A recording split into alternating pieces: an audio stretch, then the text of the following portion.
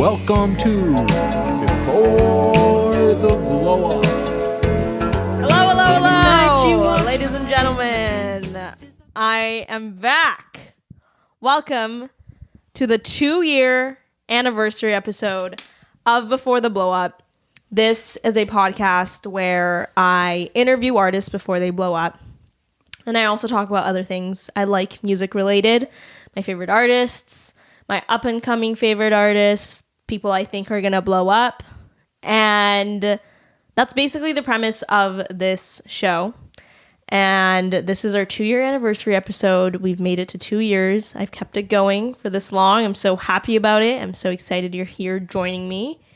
And in this episode, I was like, what am I gonna do? I didn't know what the idea was gonna be. So I took a poll on Instagram.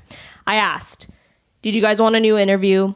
Did you want me to tell you some history about artists that are now big before their blow up? Or did you want to see what I came up with on the spot? And a lot of you wanted to see my improv skills. So here we are. We're doing what I come up with on the spot. This is it. I'm going to give you not only a little bit of a room tour, but also I'm going to be interviewed by one of my friends. Ben, say hello. Hi. Or hello, sorry. Hello. Hello. Some of you may know Ben from the previous episode that we did together, titled Before the Blow Up, Honorable Mentions of 2023, I believe it was. I don't know. Where we spoke about the music of 2023. I spoke to Ben, who is quite musically versed, and we had a good time. And not only is he helping me out by filming this episode and recording it, but he's also going to interview me. So it's going to be a fun one, and I'm excited. How are you feeling, Ben? I'm feeling good. I have no questions prepared. I'm just going to wing them on the fly. Hey, they wanted to see what we came up with on the spot. It's going to be jazz. It's going to be improv. Love it. It's going to be good. Well, Question 1. Okay, let's do it. What did you have prepared for us today? That's a great question that you ask, because today, for those of you listening, this video is being filmed inside my bedroom. Some of you might think, why? Why is this being filmed inside our bedroom? And if you want to understand why, and if you're only listening to this, then you should go on my Instagram and look at a photo that I have up on my room. My room, some may call chaotic. Others may call cool. I call it home. I call this place home. Why are you laughing? Because I thought that was funny. I thought I was smooth with that. But my room is a space with a bunch of posters and a bunch of pictures and plants and books, and I love it. I really love my room. I read. I'm a reader now. My 2024 goal is to read 15 books. I'm on book 4. So pat. I sure do. This is a music podcast, not a What Sama Does podcast. Nobody cares. People can't hear you properly if you don't have the mic to your... Loud. Okay. Better be. Anyway, so I decided to give you some facts about the posters that are up in my room. I'm going to tell you some stories about it. And we're going to get into the first one right now. As some of you may be seeing right now, I have a lot of images of Paul McCartney in my room. First of all, it's too far in the background. I don't think people can see it. I'll do some B-roll shots of the Paul McCartney posters I have, but I have tons of Paul McCartney posters. I count 2. 2? Are you serious? Yes. I count 4. Oh, okay. 5. Okay, that's a lot. 6, if you include the Beatles. Wow. There's a lot of Paul McCartney. And the reason for this is, so every room that I have lived in, I have to put something on my walls, whether it's photos of like friends and family, whether it's posters. I've always done something to my room. I need to fill it.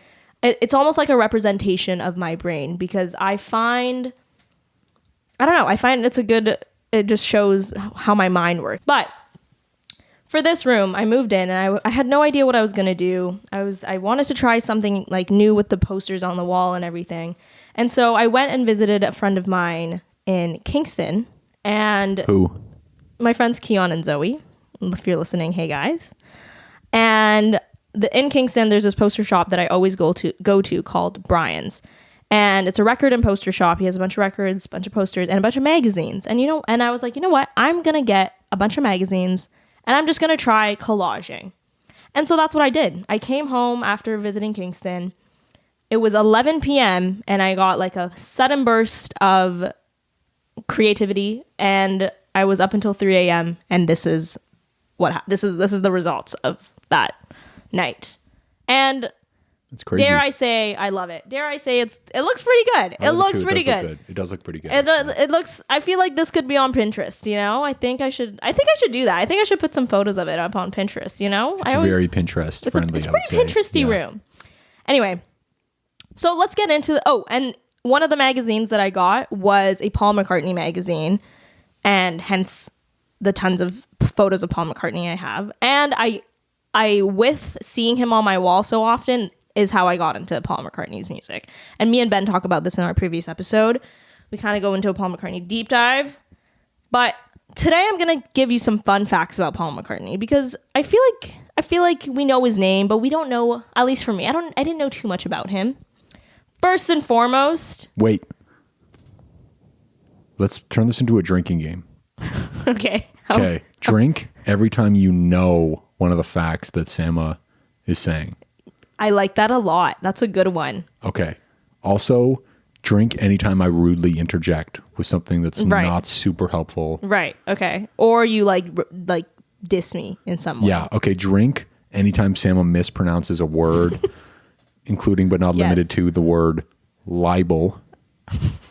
We'll see if that one makes it. That when you interrupt me. Yeah. Rudely only. Rudely interrupt me, and if you know the facts that I'm about to share with you. Yeah. And if you don't drink alcohol, take a sip of your water, because water is just as good for you. Final bonus round drink. Right. Drink for every poster that Sama has on the wall of an artist she doesn't know. Good one. Well, if I name them all. Okay, we'll get there. That's a good game. You don't know their names. We're going to give you, you know what? We're going to give you a little music intermission. How about this? Drink for every poster you think Sama has on the wall of an artist she doesn't know. Yeah. Okay. And then what if they're listening to it? We'll confirm the number. Okay. Okay, but what if they're listening to it? And then you drink more after the episode. For the discrepancy. Use this as a pre podcast listen, folks. Before you hit the town tonight, put this on. And this is your drinking game with your friends. And just get drunk. And do that. Okay, are we ready? Are you guys everyone? Well, I was gonna say, here's a little music intermission to let you go grab your drinks as you listen. Diga sim pra mim primeiro, diga sim, eu vi primeiro, diga sim de corpo inteiro, diga sim, mas é mentira, tchu-tchu, é mentira. Ira, tchu-tchu, é mentira. Eu não quero ter ciúmes, eu não quero ter queixumes, quero é ter você na mira, tchu-tchu, sem mentira. Mira, tchu-tchu, sem mentira.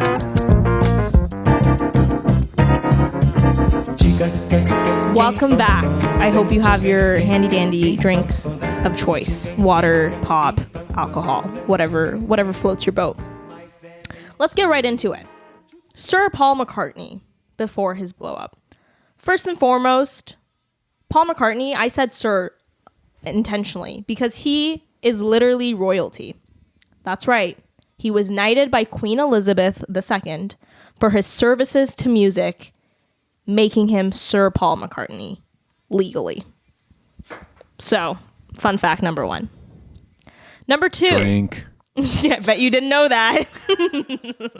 Ben, I think you're going to know this because we spoke about it last time, but how old do you think Paul McCartney is? Above 80. 81. Drink. Which is kind of crazy. Simple Google. Right, but that's kind of crazy. Did you think you thought, but I did not think Paul McCartney was that old. For some reason, he has stayed the age that he is in that vegetarian poster. You know what? I agree. That's just, you know what I mean? That's just the age he's frozen at. But he's 81 and we don't know how much longer we have him for.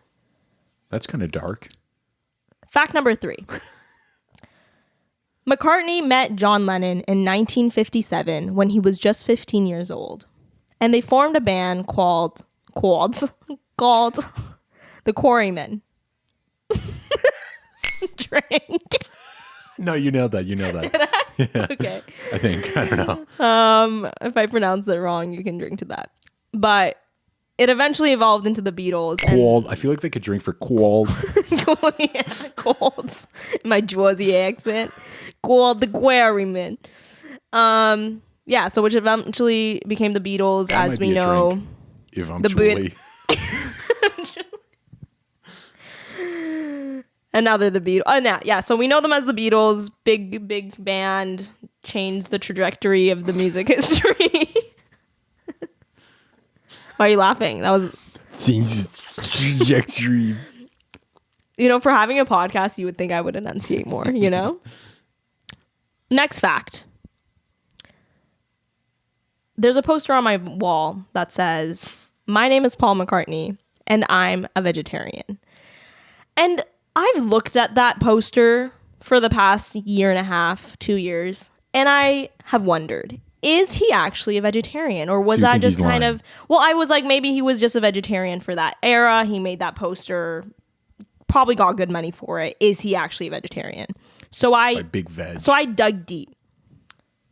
McCartney has been a longtime advocate for vegetarianism and animal rights. A drink, I think. His ad for PETA, which stands for People for the Ethical Treatment of Animals. We know what PETA stands for. I didn't know that until I Googled it. Anyway, like that's a drink. I feel like this is what he said. He said, "Many years ago, I was fishing, and as I was reeling in the poor fish, I realized I am killing him. All for the passing pleasure it brings me." And something inside me clicked.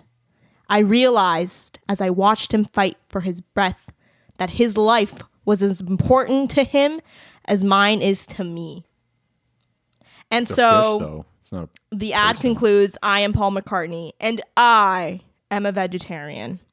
So fun fact. There you go. But you know, I want someone to follow up on that because I bet he was 60 something when he took that photo and he's 80. That's 20 years ago. It's a while. It's been a while. Someone should check in on that. Lastly, the last thing I have to say about Paul McCartney, I feel like I've talked about him in the past 3 episodes, like so much. I guess this was the year of Paul McCartney. But the last thing you should know is that he was married to a lovely lady named Linda, pictured up above, out of frame, in my room, which B-roll, you will see. And I love this photo so much. I think it's just a photo of Paul and his wife Linda, and she has her head on his shoulder, and he has these headphones around his neck, and and they're both like looking down, almost as if I think they're like playing an instrument or something. But it's just a really nice. It's black and white. It's just a really nice photo, and I just love it. Anyway, I wanted to look more into Linda and kind of who she was, and I discovered that they were married for 30 years before she passed of cancer, sadly. But a thing that I found out was shortly after Linda and Paul were married, the Beatles broke up, and many gave her slander because they thought she was the one to break them up, because not long after that, they created the band Wings. So Linda and Paul get married, Beatles break up, Paul goes into a new band. Everyone was like, who is this biatch Linda?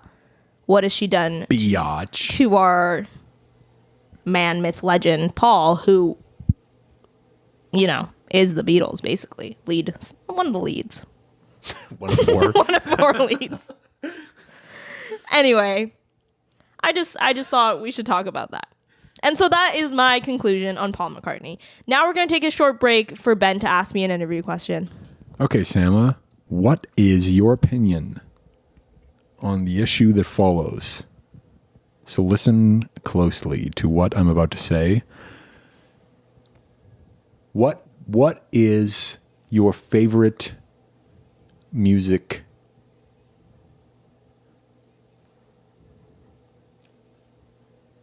Is that it? To listen to. What is my favorite music to listen to right now? Yes. Okay. Okay, that's a good question. The very long and dragged out question was, what is my favorite music to listen to right now? Well, Ben, that's a really great question you asked because what are your top 3 artists right now? Currently, who are your top 3? Top 3 artists right now. That's a good one. Yeah. Let's stick to that. Okay. let's stop right there. Number 1. Who are 3 artists you've interviewed what is the artist that you interviewed that had the most impact on you? Okay, so that was 3 different questions. That's a good one. We'll save that. We'll save that. Okay. We'll save that. That one's the next surprise question. You already know it. Yeah. Top 3 artists currently that I'm listening to. Can I pull out my Spotify for this? Is that okay? Or Apple Music? You don't know them Music? off the top of your head? They're your favorite artists. I do, but I wanna make sure. Okay, I'm just gonna say it. First one, Haley Blaze. We're actually going to see her live in the next few weeks. She's a BC Vancouver artist. She has opened up for bands Peach Pit, and that's the only one that I know because that's the only 2 bands. Well-researched podcast here. Well-researched and well-prepared. Well, this was on the spot question, but Haley Blaze is one of my top artists right now because I'm going to go see her live. I've already seen her live twice, and she's so great, and she's open for Peach Pit. Here's a song. I never wanted the space. I can picture the cause of the clearing and the look on your face. You can fool me once and I'll actually believe you. If you fool me twice, I'm like putty in your hands. Just like a lamb, I'll trust you. Artist number 2 that I have been listening to a lot this month, Marvin Gaye. Me and Ben listened to a bit of Marvin Gaye the other day. I had been listening to him a little bit before, but again today he was up and running. He's got good tunes. He's got some really good tunes. And last but not least, the artist that I have been listening to a lot as of late is... Can I say song I've been listening to a lot as of late? Sure. Is it by an artist? Yes. Okay. Then yeah, it's fair game. It's The Girl Is Mine with Paul McCartney and Michael Jackson. Like, just such a good song. Cueing it now. I love you more than he. Take you anywhere. But I love you endlessly. Loving we will share. So come and go with me to one town. But we both cannot have, so it's one or the other. And one day you'll discover that she's my girl. And we're back. And we're back. Thank you for listening to that tune. I hope you enjoyed it. And I hope you're having a good listen. Now we're moving on to the next fun fact about a poster on my wall. I bet you all know the song Wonderwall. This one right here, the one that you're listening to right now, the guitar rings a bell, doesn't it? It reminds you of a band, I don't know, Oasis, is it? Well, sad news for you all. This band is no longer together. Drink. And I bet you didn't know that. And I bet you didn't know. Drink. Take a sip, take a sip. So, I'm going to give you some backstory on this band. The band consisted of 4 members, and of those 4 members, 2 of them were brothers, Liam and Noel Gallagher, who had this rivalry. Can you help me out here? Rivalry. I don't think that's correct. Can you say it? Rivalry. Say it, please. Now you know. Say it. Rivalry. Okay. Who had a dispute, a conflict. I'm switching words. And this is what actually caused the band to split. So I was like, what could it be that they got in a fight about? Brothers, you would think you would work through it with someone you call your brother, right? Well, I watched an interview with Liam Gallagher where he speaks in his thick Manchester accent and says, well, I think I was too rock and roll for him, meaning Noel. Showed up late, stayed up too late. That's what being in a band is all about. I don't know if that was Manchester, but it was an attempt. That was spot on, actually. Right? That was really, really good. Right? And so that was Liam's side of the story. And then I saw an interview with Noel, and he goes, Liam didn't show up to a gig because he had a hangover. And Noel claims that Liam thought he was the puppet master for the media in England, and he kind of ran the band. And they just kind of had this bubbling conflict while they had been in the band. So then the tensions were escalating. There had been a buildup of fights between the brothers. And according to Noel, Liam got violent and he swung a guitar at him right before they were about to go on stage where they were headlining a show with 70,000 people. Okay? So they're in the, what do you call it, green room. Start yapping at each other. Liam gets violent, starts swinging a guitar at Noel. You know, if my sister did that to me, I would be pissed off. I think anyone in their right mind would be like angry getting a guitar whipped at their face. So Noel said that was his last straw, and that's when he said, "I'm out. I'm done. I'm not doing this anymore. I'm not letting you think you're this big shot guy, Liam." And they leave. So they never did their gig. I think that's my assumption. I actually never found out if they went on stage or not, but I assume from the sounds of that interview, it sounded like he didn't go on because he was like, "I wasn't a great idea. Like I should have just gone on and played." But he was out. Then Liam, the one that swung the guitar, sued Noel for libel. I think I said that right. Libel. But basically, he sued him for ruining his character. And moral of the story that I concluded from that was, you don't mix family and band. Okay, don't get in a band with your brother. Don't get in a band with your sister, unless like you both have your temper issues like controlled. I don't think you should do it. So that's the fun fact about how Oasis broke up. And the song Wonderwall, now when you listen to it, I hope you're reminded of that story. Okay, Ben, that's over beautiful. to you. Do you have any tips for young independent artists? What have you seen about artists that have blown up that you feel? What have you seen? Okay. Yes, I understand the question. You know what I'm saying? I get it. Yes. What qualities do you think are most important? What do you think separates them from the ones who haven't blown up? I think the first thing that comes to mind is the fact that they're not making their art for other people. Nice. They're doing it for themselves. I think that's a good reminder. And I think it can be applied to any field. It's music-based. I think it's, I don't know, corporate-based. I just think it's all around. I think when you do things for you and disregard that you're trying to please others, I think that's when you succeed. And that's something that I've heard a lot in conversation with the artists that I've interviewed throughout the past 2 years. Well said. But I think that's one of the factors. Another thing is taking risks. I think, not being afraid, taking risks. I think I'm really trying to embody that with every single episode that I do. I'm always just as nervous before doing an episode, but I just tell myself, just do it. Like, if people don't like it, they don't have to listen to it. And if you're not liking it, I would be okay if you said goodbye. I'm done.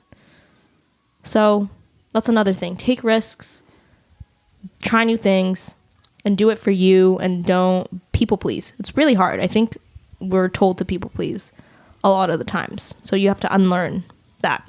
I think it's important to be able to just let your art go. Just create it. Love it while you're doing it, and then let it go. And however people receive it, that's up to them. It takes on a completely new life once it's out of your hands. You know what's something interesting that I listened to recently was how deadlines are like your best friend and your enemy, because having a deadline forces you to stop and stop trying to perfect it, stop trying to mold it into something more. It forces you to let it go. But it also can, impede, and because if you sometimes have the urge to want to keep I feel like the adding to it, second, you know? the second it leaves your head, it'll never be perfect again. Yes. I feel like when it's in your head, it's not real. Once it becomes part of reality, Right. it can no longer, because nothing's perfect. No. And so it can't be perfect. And some Yeah. people just can't come to terms with that. So they just Yeah. never release anything. Right. Or they spend so long that it becomes overproduced and Right. unnatural feeling. That's so true. Yeah. Another thing that I heard, and the same thing that it was a podcast with Cody Ko and Emma Chamberlain. It was his podcast. Anyway, and he said that someone mentioned the analogy of creativity is like a faucet, and when you haven't turned on that faucet for a while, shit's gonna come out. It's gonna be dirty and like bad and like gross, but then you have to keep it flowing until the clean water comes through, and like, you know what I mean? I would actually argue the opposite. Yeah. What A would you little. say? Well, maybe not the complete opposite, but just another maybe parallel. You can't exhale without inhaling first. You have to consume to create. Okay. So sometimes when you're in a creative rut, just consuming art for what it is, non-judgmental, just really just listening to art Right. you love, it can just Inspire something. with trigger you. something. And then the second pen goes to paper, boom, something comes out. Interesting. I you like know? that. Whereas, and that's the issue with being a professional creative. You don't always get the opportunity to wait. Right. So Right. that's when you got to let the brown stuff come out of the faucet a Right. bit and just see what's happening. Right, You just got to fill right. that glass one way or the other, you know? That's a really good point. So I think that finding a balance. I was gonna say though, because I think getting caught in consumption is a trap. You know, like you can just get caught in. There's a lot of good stuff out there. Yeah, there is. Very, very good question, Ben. Good question. That was a fun little question segment. Back to the facts. Back to the facts. Get your drinks out. So, my next fact for you is about the artist Rodriguez. This is one of my favorite stories about my room and the posters on my wall. Because one day, this was in the earlier days when I first got Spotify. I actually got Spotify throughout this podcast. So, you know, I was new to the Spotify game. But I was on Spotify listening to music, and a suggested song, as I was listening to like this playlist, a suggested song came on after the playlist was done. And I was just walking and listening to it, and I was like, "Oh, I like this song. Like, I'm gonna go add it to my library." And I go on my phone to look at what song it is, and I see the album cover, and I was like, this album cover looks oddly familiar, but I have no other songs from this artist saved. So I add that song to my library, and then I'm thinking about it more, and I'm like, wait a minute. Is this a poster that I have? Is this album cover a poster that I have in my room? So I get home that night, and I run to my room, and what do you know? The poster is on my wall. Rodriguez. And that just felt like a scavenger hunt. It felt like, I don't know, it was like putting puzzle pieces together. I was like, wow, that's so cool. I, discovered a song through this guy that I just put on my wall. And turns out that I like his music. And some may call me a poser for that, putting artists on my wall who I don't actually know. But I see it as a puzzle, because now, when I discover new songs and I think, that looks familiar, it could be because it's on my wall, and it's oddly satisfying. So that is fun fact number 3. Ben, over to you. I like this format. Okay. I'm spending no time thinking about these questions That's okay. while you're talking to. I'm just. Hey, they wanted to see what we came up with on the spot. It's improv. Okay. You had a good one. Oh, no, you already asked it. Yeah. That was a good one, though. That was a good one. My question is, what do you think inspired you to start this podcast in the first place? I feel like most people, they simplify careers into like their, lawyer, doctor, musician. Right. People aren't like, I want to start a podcast that interviews creatives. Like, Right. What motivated you? Did you have interest in being a creative? And if you did, what was the pivot to this? It's a great question. It's a really great question. 2 years ago, March of 2020, 2022. Yes, is when I started this podcast. I had this idea for a year before I started the podcast. I had this idea because I love music. I've always loved music. I love talking about music. I loved hearing music. I love singing. And I've never felt like I had the outlet to express that love and that passion. So I was like, okay. And podcasts were coming in, and I was like, like podcast is an interesting medium. Because the other thing is I'm not a huge fan of being on camera. You know, I feel like as soon as the camera's up, I get like kind of stiff and whatever. But same. You know, yeah. So I was like, okay, podcasting is kind of the perfect in between. I'm not on camera. I'm just holding a microphone and I'm speaking into it. But at the same time, there were so many artists that I had discovered just randomly that I would listen to their music and be like, oh, this is so good. You know, this person must be like on tour or something. And then I go to discover that they're, you know, just have released their first EP, or, you know, only have a couple thousand followers on Instagram. They hadn't yet blown up. And there was a couple artists where I saw, you know, I had been following them since their earlier days, where I would check in on them a couple months later and they had, you know, been gaining traction on their rise of their blow up. And I thought to myself, it would be pretty cool if I got to speak to some of these people before they blew up. And I think funny enough, I think I was just in bed one day and I was like, before the blow up. I just said before the blow up, and then B, and then the number 4 was just kind of to make it a little fun and edgy. And I birthed before the blow up. And with the help of my good friend B Joy, he gave me a mic and said, just record an episode. Just do one. And it's still up if you want to go listen to it. I refuse to go back and listen to that first episode because I think it is so insanely cringe. But I did it. I put it out. I'm on my 14th episode now. And here we are. Wow. Yeah. Nice. And I guess I just use it as a creative, like I just use it as my excuse to talk about music, talk about something that I'm really passionate about. I use it to connect with people that I really like enjoy their music. I love that part. It's so cool to, and I'm the type, I don't know, I'm curious to know if you're like this, but I love knowing like the meaning of lyrics. I love knowing how a beat came together, how production, whatever behind a song came to be. And so I wanted to do that with some of these artists that I listen to. I wanted to know the stories behind the lyrics. I want to know why the song came to be the way it is. And I also saw that as an opportunity to do that. Do you like, because I know some people don't like learning about the lyrics because it changes how they feel towards the song. You know what I mean? But I think it's so cool. I like it. I feel like not all lyrics divulge like 100% of the artist's intention with the song anyway. Like they can, can be abstracted with the lyrics, whether it's, a story or just generally kind of more like Bon Iver, like it's all very abstract. Right. I love seeing behind the scenes, the whole process. It's really inspiring.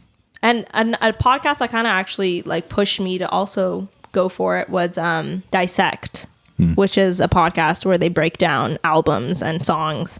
And I just love that podcast because it's just so cool to hear, how it is, why a song is the way it is or an album is the way it is. So do you feel like there's a unique benefit to interviewing artists? This is a second question. Okay. I'm just doing it anyway. Go for it. There's a unique benefit to interviewing artists who are in the early stages of their career versus like in the late stages in their prime, like really dropping like crazy albums. Do you think that there's something to be gained by talking to people who are young, just getting started, seeing their take on the creative process, like completely, maybe not totally uninfluenced by the industry yet, but just seeing like a complete newborn approach. Right.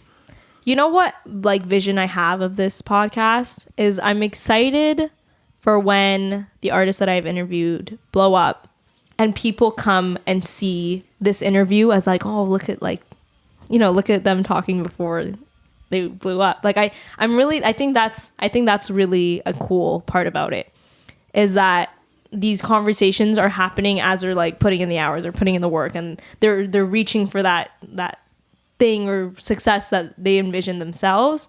I think it's not only cool for the artist to look back and for like fans of theirs that have discovered them as they're huge to look back and be like, whoa, this is so cool. An interview from them, when they had only had their only had their EP out.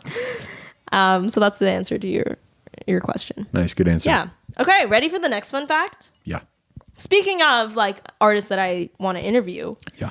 You see that fun red record that is up on my wall?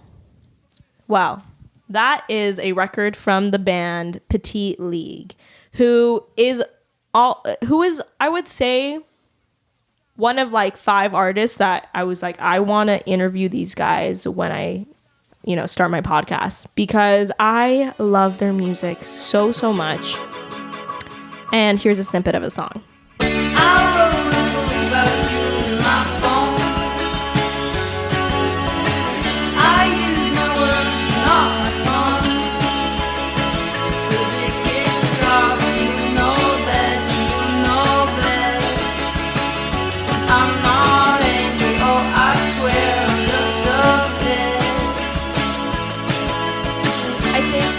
So that was Petite League. I think their style and music is so unique, but the lyricism is yet so poetic and heartfelt. And my friend Keon and I, my bestie, Keon and I, we got into their music when we were 17. And it kind of encapsulates that year for us. Whenever I listen to their music now, it just takes me back to that time. And I really do think Petite League is going to blow up. I have the record on my wall because I haven't yet invested in a proper record player. That is something that is a dream and a goal of mine. But until then, I thought, hey, it is a very cool looking red record. Why not make a statement out of it and put it up in my room? And I did. So there's Petite League. Another fun fact is this poster. Well, it's not really a fun fact, but the reason I got this poster, I got this from Brian's. It says Tangerine Dream, and that's because it reminded me of a song by Snow Allegra titled Tangerine Dream. So this is a song that I love very much. I love Snow Allegra. I think that she is who I want to be in another life, because she's not only Persian, but her vocals and her voice and her music style is like no other. And I thought it would be important to mention that. Other honorable mentions on this wall include Kings of Convenience. They're a duo from Norway who create the most sonically pleasing tunes that you could ever need. If you're feeling stressed, put on Kings of Convenience. If you want to be reminded of, just being a human walking on planet Earth, listen to Kings of Convenience. Their music is absolutely wonderful. Other than that, I will say there are a couple artists on my wall that I have no idea who they are. And that's it. I think David Bowie's on there. That's cool. A couple people holding microphones are on there that I don't know, who they are. That's all I have about my wall. That is all I have about my wall. Yeah, it's cool. It's fun. I hope you like it. If it's a lot for you, I totally understand. It's not everyone's cup of tea. I've been told that it's scary. I've been told that it has made children cry, because a friend of mine, my roommate one time had her younger cousin visiting her in Ottawa, and he walked into my room and started screaming. So, not for children, but for a 21-year-old like myself who finds it very satisfying and visually pleasing, it is perfect. So that's my room. We're going to close off with Ben's final question, and then we're both going to say our song of the day. One last question. My final question to you is, what is the last moment you had during this sort of creative journey, this, starting the podcast? What's the most recent moment you had of inspiration? Like a moment where you thought to yourself, I'm happy I'm doing this. That's a great question. I can think back to 2 interviews that I did most recently, one with Anaïs Cardo and one with Jules, where I had a moment during filming the interview where I was like, I'm so happy to be here. I just was so happy to be there. And it just felt like a fun conversation. I think that was those are moments where I was like, I'm just happy to be having these conversations. Nice. Yeah. And with that, I want to thank you for tuning in. I want to thank you if you've been listening to the podcast for the past 2 years. I know I only have 14 episodes out. I appreciate you listening in. And if you're new and if this is your first episode that you're listening to, welcome. I hope that you liked it. And I'm having so much fun doing this. I hope this goes on for another 2 years. We'll be celebrating the 4-year anniversary of Before the Blow Up. And I just am so happy to have this outlet to do a fun thing, which is what you just listened to. And if your glasses are empty at this point, you're welcome. If they're not, then dang, you know a lot about music. You know a lot about music. And thank you, Ben, not only for being the interviewer, but also for filming this and capturing it sonically.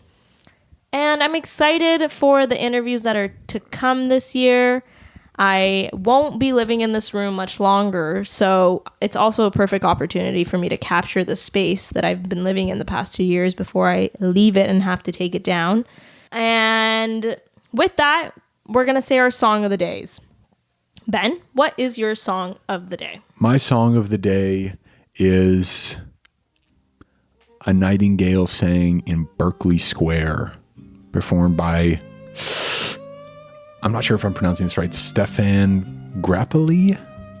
Okay. Off of Vile Inspirations. Love it. Good one. I'll clip that right now.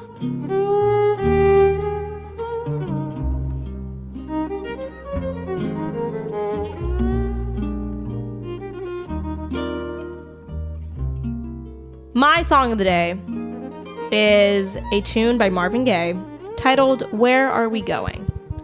And it is my song of the day because we don't know where we're going with this show. We don't know what's next, but we're just going. And that is all that I have to say. Thank you so much for listening. Again, I hope you liked this episode. It's what I came up with on the spot. My improv skills, including Ben's, I think we did pretty good. I think it was a fun one. I think you really changed the game with that drinking game suggestion. I think there were some fun facts in there, and it was a funny listen. We did it. Can we fade it out again like we did last time? Yes. Day by day.